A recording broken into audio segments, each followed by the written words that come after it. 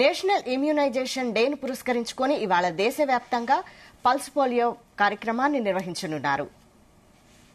5 ఏళ్లలోపు పిల్లలకు pulse polio చుక్కలు వేసేందుకు తెలుగు రాష్ట్రాల్లో వైద్య ఆరోగ్య శాఖ ఏర్పాట్లు చేసింది. ఏపీలో 53,35,000 మంది పిల్లల కోసం డోసులు సిద్దం చేశారు. 1,68,000 మంది వ్యాక్సినేటర్లు, 38,000 పోలియో బూతులను సిద్దం చేశారు. పల్స్ పోలియో కార్యక్రమాన్ని విజయవంతం చేసేందుకు ఇవాళ పోలియో చుక్కలు వేయించుకోలేకపోయిన పిల్లల వివరాలను తీసుకుని 4, 5, 6వ తేదీల్లో ఇంటింటికి వెళ్లి పోలియో చుక్కలు వేయనున్నారు. కాగా పల్స్ పోలియో కార్యక్రమాన్ని విజయవంతం చేయాలని రాష్ట్ర ప్రభుత్వ ప్రధాన కార్యదర్శి జవహర్ రెడ్డి పిలుపునిచ్చారు.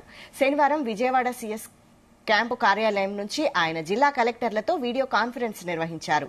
5 ఏళ్లలోపు చిన్నారులందరికీ తప్పనిసరిగా పోలియో చుక్కలు వేయించాలన్నారు. వేసవి దృష్ట్యా ఎక్కడా తాగునీటి ఇబ్బంది లేకుండా చర్యలు తీసుకోవాలని ఆదేశించారు.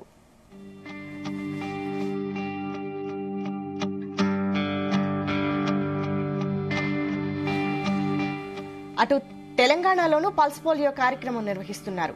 అప్పుడే పుట్టిన పిల్లల దగ్గర నుంచి 5 ఏళ్ల వయసు ఉన్న పిల్లలందరికీ వ్యాక్సిన్ వేయించాలని ఆయన తల్లిదండ్రులకు విజ్ఞప్తి చేశారు.